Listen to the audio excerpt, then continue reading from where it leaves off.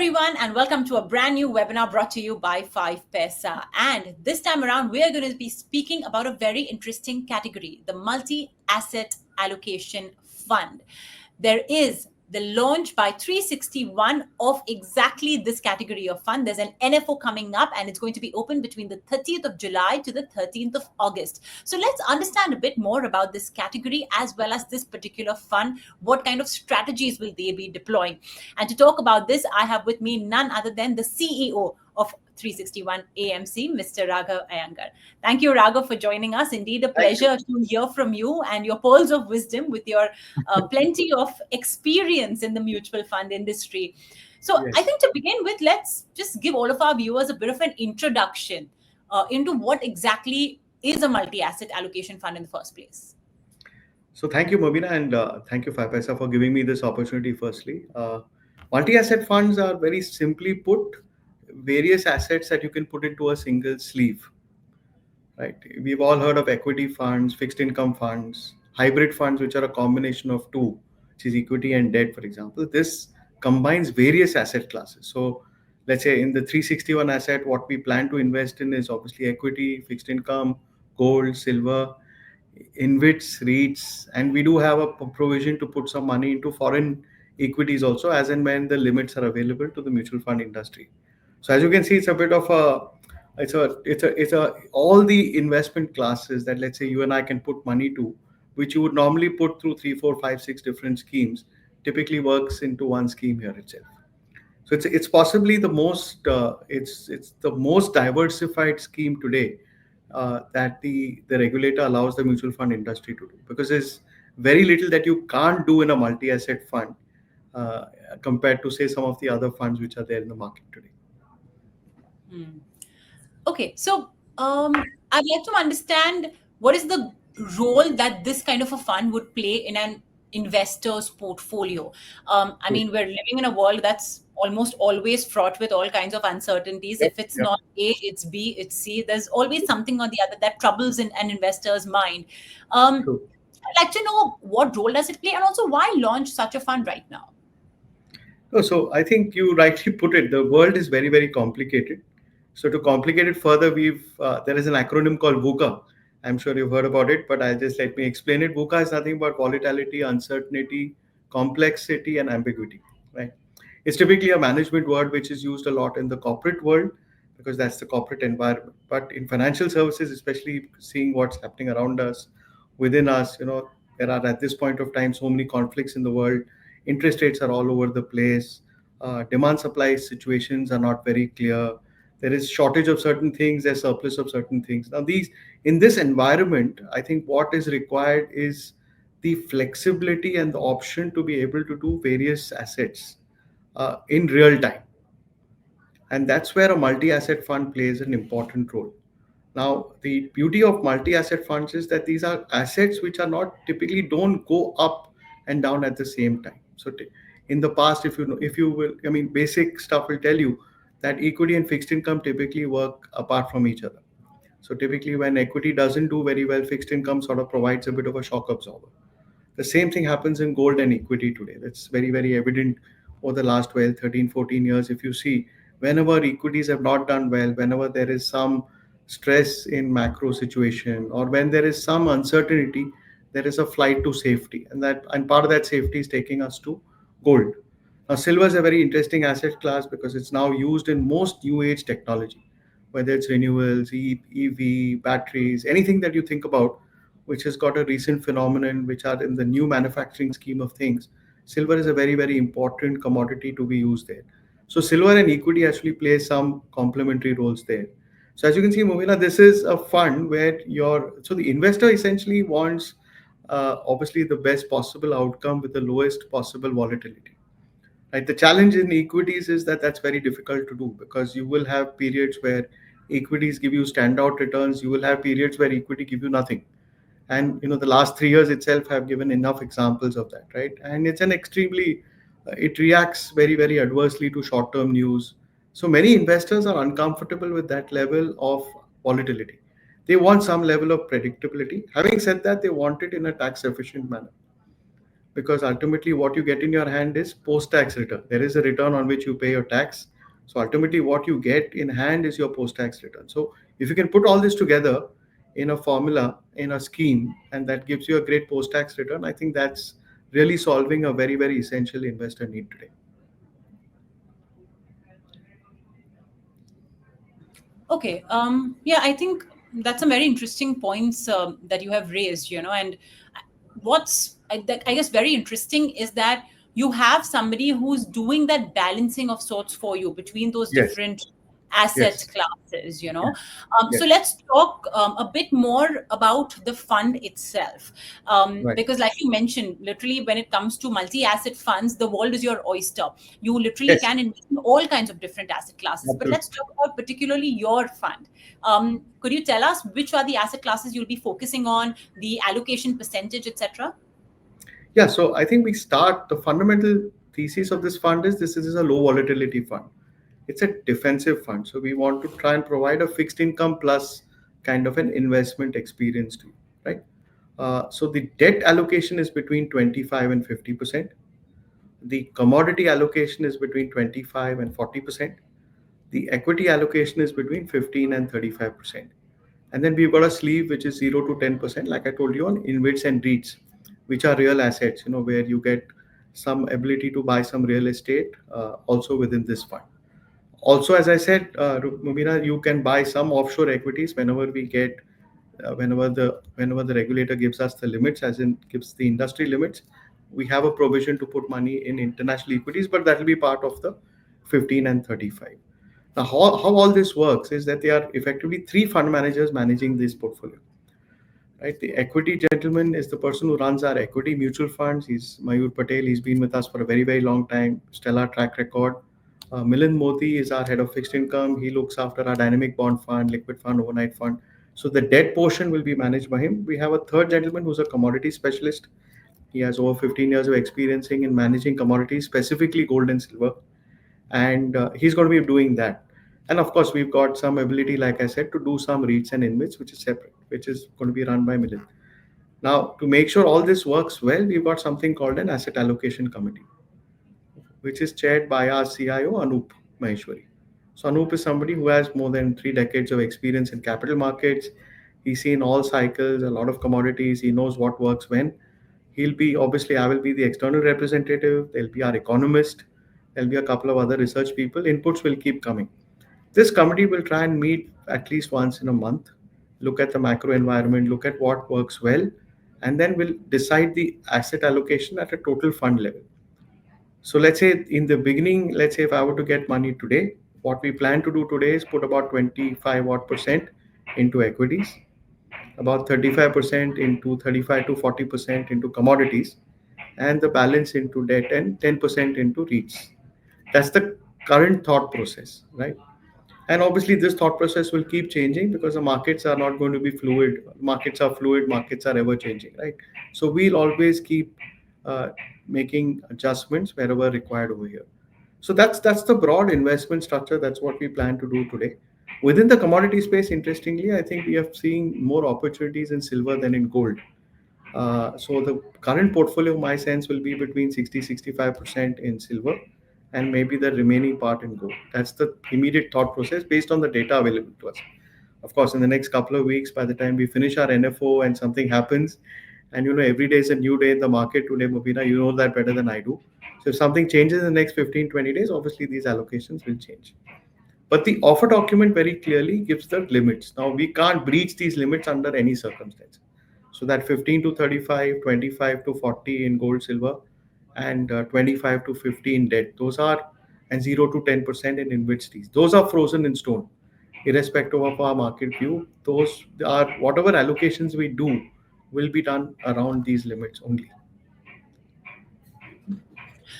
Well, I mean, yeah, markets change every day. If Correct. markets, I mean, that's really the nature of it. But like we say, if you're going to be looking at the markets every 5 minutes, maybe then mutual funds, and especially, equity oriented, or maybe even a multi asset for that matter, may not really be the right place for Right. you. True. True. Um, but let's, I mean, you've given us a broad structure or the range at least of how money will be allocated it across these different pockets. I'd like to understand from you that when you have money pooled into this ready-made portfolio of sorts, how do different market conditions cause these different asset classes to react? For example, if let's say there's something very untoward that happens tomorrow, which really hits equity markets, how do the other asset classes come into play and balance the risk out? Similarly, vice versa, if things are looking absolutely amazing, or there's been a recovery of sorts, what happens to equity? So I'd just like to understand the interaction between these different asset classes. Well, that's a super question, because and that's the reason we selected this whole portfolio in the percentages that I talked about, was largely because most of these asset classes are pretty much inverse to each other. So let's say, like you rightly said, when equity does well, gold doesn't do very well. That's statistically proven over the last 15 years. Equity and silver have a pretty positive, they have a negative correlation, but they're better than gold and equity. Fixed income largely does as an interest bearing commodity, but so typically does very reverse when compared to equity. So as you see, most of my assets are actually being parked in the defensive space. Equity at best we can go up to 35%. The remaining 65% will be a combination of commodities plus debt plus InvITs and REITs. And these two don't work. These two are completely inverse to each other. So when equity does really well, the other assets will be stable to moderate return, right? But when equity does really badly for whatever reason, let's take COVID for example, which is a great period to think about a lot of uncertainty in the world, lots of worry about what's happening to the macro, etc., etc. That was a period where actually commodities did reasonably well, and fixed income also did very very well in that period of time. So I think in that sense this product is very very evenly balanced. The whole purpose of this product, Mubina, is to try and make the returns as predictable as possible, and hence reduce volatility as much as possible given the current market situation. Got it. Okay. So let's talk then about in the riskometer, where does a fund like a multi-asset allocation fund sit? That's a lovely question. It's not the highest risk like an equity fund, but it's just a step higher than debt. So it's a high risk fund because obviously nothing is certain in life, right? So obviously when you take that as a measure of risk, there are certain elements in this fund which are uncertain, right? I don't know the price of gold, for example, 2 years from now. I don't know the price of silver, but given the construct of this fund, this comes one level below the equity fund. Okay, understood. Yeah, because you have the other asset classes that sort Other of help asset classes. the risk Yes. a Yes. little bit. Yes. Okay. So Yes. tell me, are there any particular triggers? I mean, you have various, of course, experts who will be sitting and looking at this fund very closely. Are there any triggers or any factors and movements that you will see around the globe that will make you guys react to changes in the fund's composition? What do you guys look at when you decide that, okay, now is the time to go overweight on equities, or okay, now is the time to go underweight on equities, so on and so forth? Could you share some of those examples with us? That's another lovely question. You see, for us, equity valuations, a fundamental ratio that we look at is the price to book. And typically, when you look at it in the India context, most of the times, more than 80% of the times, the index has largely been in a 3 to 4 times price to book, right? It's very rarely gone below 3, as in 2.5. Those happens really in extreme crisis, not an ordinary situation. So maybe over the last 20 years, maybe 5 or 6 times. And these would be all really serious economic crises like COVID or the global financial crisis of 2008 or the emerging market issues that we had, the PIGS issue in 2012-13. So those are very rare instances, but typically right now, for example, where we are seeing valuations is actually past the 4 range. Anything over 4, Mubina, makes the market a bit expensive. And this is, I'm talking large caps. This is the BSE 100 I'm talking about. So when I look at the mid cap, it's obviously a little more, and small cap and mid cap are pretty similar. So markets are in at elevated valuations. So at this valuation level, we will obviously try and be moderate on equity. So as you know, we've got a 15 to 35% range to be in the equity space. So my sense is, I'm not the fund manager for this, but I think the allocations will be somewhere in the 20 to 25% range. Having said that, I think once that range is fixed, we don't plan to put any more further curbs on the fund manager. So it will be an all cap portfolio where the fund manager is free to decide using our bottom up philosophy, we call it the SCDV framework, which is essentially trying to identify companies which have a great ROI, return on equity, and also a great profit growth. We call them secular companies. We try and get as much of our investments in what we call the S category, which is a secular category. And then we move between defensives and cyclicals depending on the market at that point of time. So last year at this time, the market was in a very cyclical range. Then slowly over the last 6, 7, 8 months, it's moved to a defensive range. The last quadrant is, of course, what we call the V quadrant, which is the value trap quadrant, which don't fulfill an ROE paradigm and not even fulfill a profit paradigm. But having said that, we don't completely shut it off. We reduce exposure there because I think those are where some of the best companies emerge and turnaround companies come out. So if you were to go and look at it, 5, 6 years back, you would find a lot of defense stocks sitting in the value trap.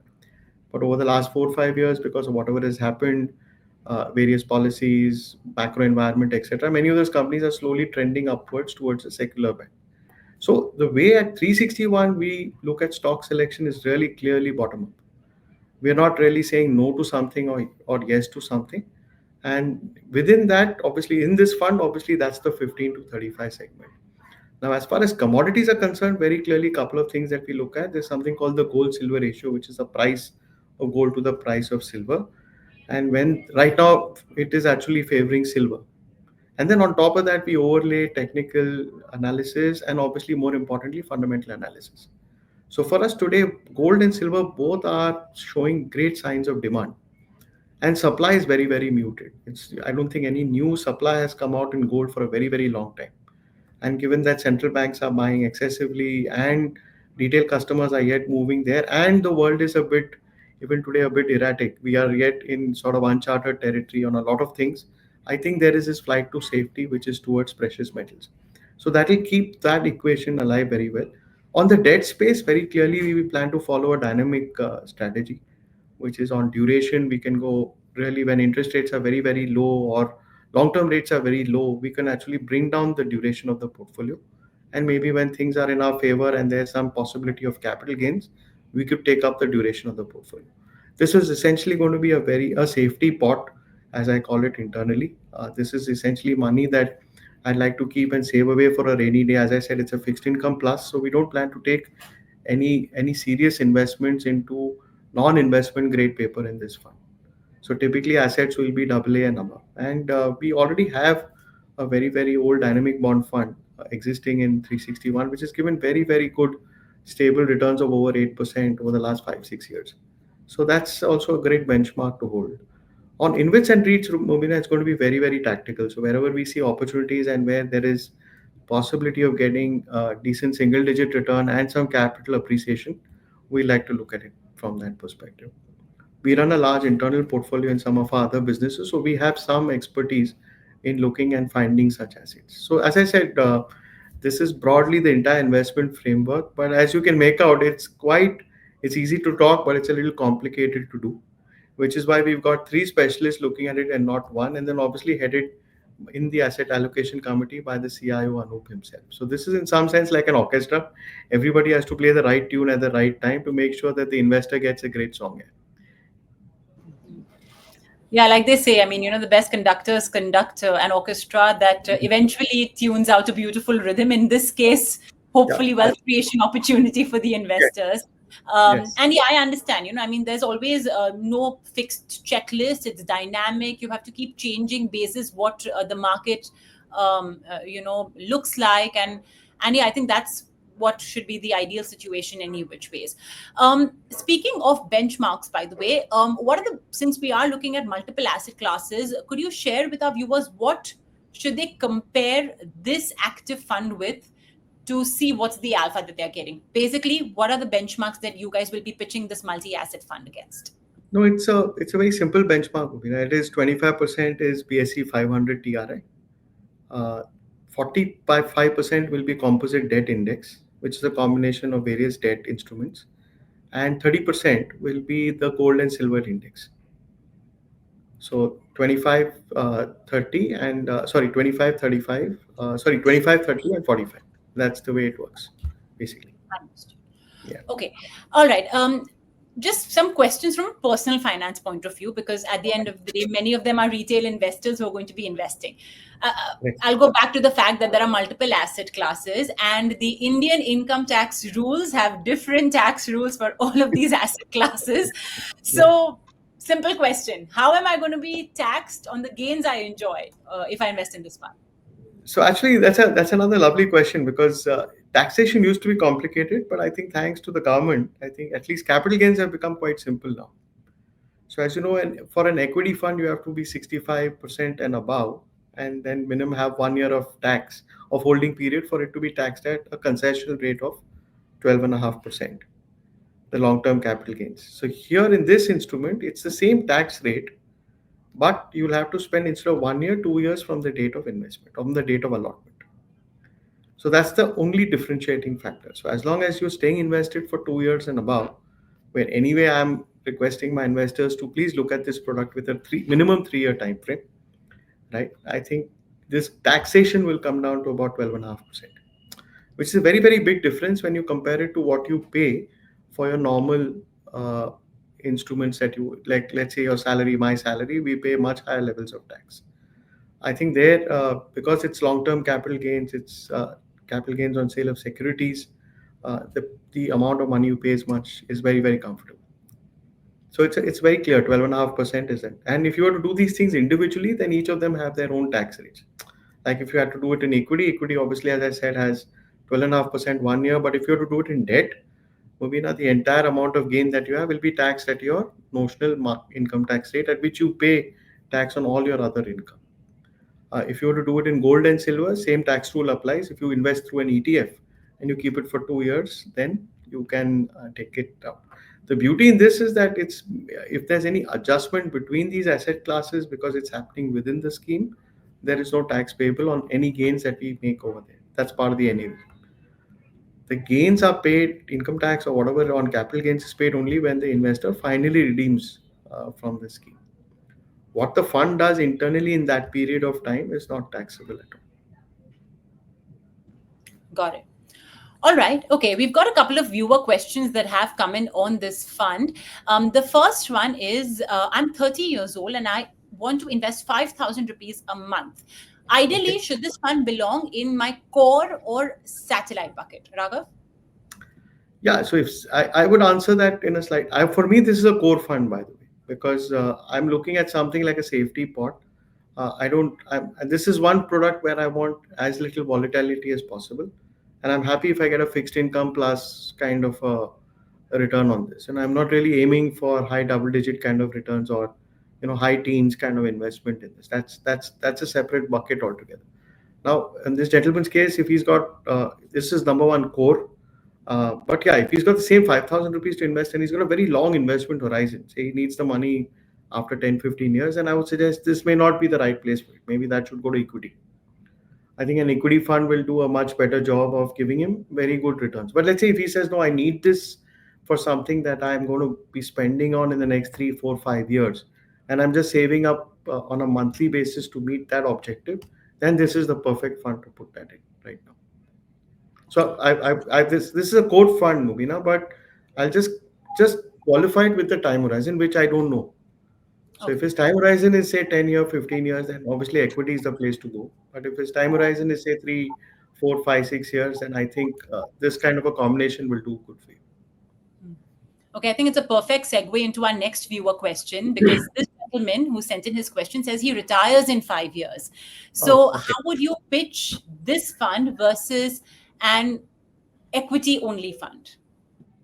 Okay, the big difference between somebody who's working and somebody who's going to retire is that if you put money into equity and God forbid it doesn't give you an immediate return, you have your main line of income, which is your salary or whatever you're doing, to sort of supplement it, right? So your ability to take risk when you're working is much, much higher than compared to when you're retired. Because when you're retired, all you have is your passive income, which is your savings, and you need to deploy it. So, given that as the foundation, I would suggest that equity funds is not a great place to keep large pots of money when you're a retired person. You need to keep some, obviously, because equity, as you know, is a great instrument to beat inflation. right? And you can't be completely putting all your money into defensive assets or fixed income related assets because they may or may not be able to beat deflation. Now, in this product, because it's a combination of all the three, I think it's a super design of the product, which allows you to get some equity, some gold, some silver, and obviously keep a bulk of the money in fixed income related assets. So your capital is going to be as less volatile as it is. And again, as I mentioned, because it's 2 year taxation, 12.5% onwards, it from a post tax basis, which is also very important from a retired person's perspective today, I think it helps a lot to improve the post tax return and improve the predictability of the return. Yes. All right. Okay. Couple more questions then. Can I pause, increase, or stop my SIPs in this fund anytime? Of course you can. There's no problem. That's part of the features of the fund. Pause, I think, is for 3 months. Stop, of Okay. course, is completely at the investor discretion. That's not only for this fund, Mubina, it is for any mutual fund product that you choose to put an SIP into. That feature is available. That's the right of the investor to stop it whenever he or she feels like, right? And of course, top ups are also very, very easy. So, whenever time you get an ability to put a little higher money into your SIP, I'm a very strong believer in top ups. I mean, if somebody were to ask me one big thing which I've not done in my personal finance was execute an automatic top up. Yeah. I think that would have made sure that my current investment profile is matching with my current salary, basically. Otherwise, Hmm. you tend to miss out on that. And yes, you do take corrective action, but at points of time, I would have preferred it to be an auto mode rather than a manual mode on this one. So if, all the three things are possible. Pause, stop, and top up. All are possible. No problem. And even when you stop the SIP, it does not mean that the money is still in the Money fund. So it stealing. will. Yeah, yeah, of course. Yeah, yeah. Just to That's it. clarify that for our viewers as well. Yes, All right. yes, yes. In fact, I think that's the good thing that shows like yours have done for investors because I think there is this thing in the mind that if you stop something, you have to pull it out immediately, and that's the beauty of mutual funds. It's not from now, from the time the product was envisaged, and thanks to regulator, and it's become a very liquid investment. So even if you need money, you don't have to pull out all the money unlike say any other instrument. Let's say if you're in a corporate bond or something, you may need to pull out the entire money. Here, let's say you put in 100,000 rupees, 100 has become say 120, you need only 10,000 for whatever reason, you can pull out the 10, or you can pull out 50 and keep the balance, and it'll continue to accrue and hopefully give you good returns over the period of time. Yeah. So there's a tremendous amount of inbuilt flexibility into mutual funds, which I think viewers need to know about, and you need to keep emphasizing this. Yeah, Uh, yeah, that's exactly the point actually. So yeah. actually, that's the next question as well that we've got from a viewer: that how liquid is the fund and how fast do I get the money when I, hit the redeem button or say that I want to redeem it? So you can redeem money any business day, Nobina, which is typically any working day. If you take out the public holidays, which is typically the stock exchange holidays, Saturdays, Sundays, obviously not counted. So I mean, just a ballpark figure in a 365-day calendar year, basically you can take out money. My guess is 250 days of the year comfortably. You get your money back and on T plus 3 basis. That is, if you put your redemption today before 3 p.m., then exactly 3 business days later is when the money gets to your bank account. Yeah. All right. How is this different from a balanced advantage fund or a hybrid equity fund? It's another lovely question because that's the popular category. But in a balanced advantage or a hybrid fund, you have only two asset classes. The money either goes into equity or it goes into fixed income, which is debt. But a multi-asset really does a lot more. It does equity, fixed income, gold, silver, InvITs, REITs, and of course, whenever we get a chance to, hopefully foreign equities too. So it's a much more diversified pool of assets as compared to a balanced advantage or an aggressive hybrid fund. Okay, last few questions. According to you, Raghav, is it better? The viewers asking, is it better to invest via SIPs or lump sum? See, if I have lump sum money to invest, I'll happily put the lump sum because the fund is very well diversified, and so it gives you the benefit of time. You're not worried about am I getting into the market at a high level, low level. Those questions are not there. SIP, to my mind, Mubina, are a little bit more disciplined and they're goal based. So if you have a goal, let's say 10 years later you want to buy a house, or you want to buy any asset, or you want to make it even routine things like I want to go on a holiday, you can tailor your SIPs for all of those things. Now the good thing is, because this is, as I said, a core fund in any portfolio, you can use it for any purpose. What you should not do with this is maybe use this fund for really long term goals. Say if you're going to be retiring 30 years out, then maybe a fund like this may not suit your purpose. There I would then suggest that you be in a more aggressive equity kind of an environment, because you've got time on your side to smoothen out any ups or downs. But for anything else, which is short term goals or immediate goals, like let's say children's education, or you have a large expenditure coming up in the next 3 4 5 years, you have a retirement story to do, you have an SWP to start, all those things, the 361 multi asset can be a good vehicle to start with. All right, understood. And one final question from a viewer: can NRIs invest in this fund? Oh yes, of course. NRIs can definitely put money. There's something called the FATF, which is the Financial Action Task Force. They categorize countries as where you can take money from and you can't.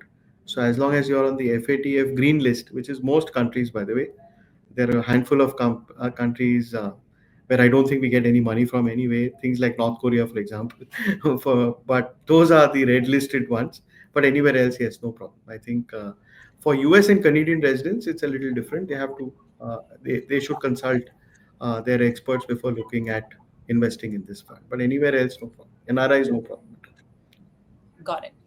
Okay, all right. Thank you so much, Raghav. This was very insightful. I think we learned everything to do with multi-asset allocation funds, with your fund in particular, and a lot of interesting, personal finance insights and advice for a lot of our viewers. Remember, folks, the 361 multi-asset allocation fund NFO is open between the 30th of July to the 13th of August. And if you think it suits your investment profile, you could consider adding it to your portfolio. Thank you, Raghav, once again. Thank you, Movina. Thank you, and thank you, 5paisa, for giving me this opportunity. Thank you again.